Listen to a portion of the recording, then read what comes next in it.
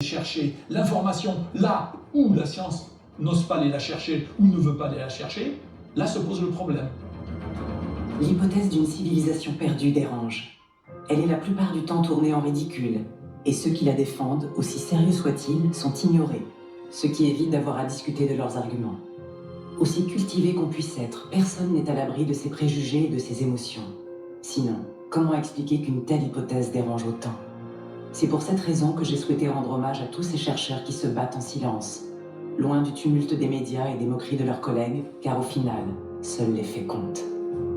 En résumé, ce que je tente de vous dire, c'est qu'il va très probablement falloir changer notre manière de penser si on veut comprendre la science de ces bâtisseurs de l'ancien monde.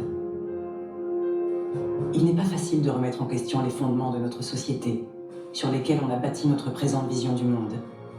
Pourtant, tous ces rois, ces empereurs, ces dictateurs, ces leaders politiques et ces chefs religieux qui jalonnent notre histoire ont chaque fois arrangé les récits, balayé le souvenir des vaincus, et sûrement effacé ou réécrit le passé pour mieux légitimer leur pouvoir. Mais les édifices du passé nous parlent si on daigne les écouter.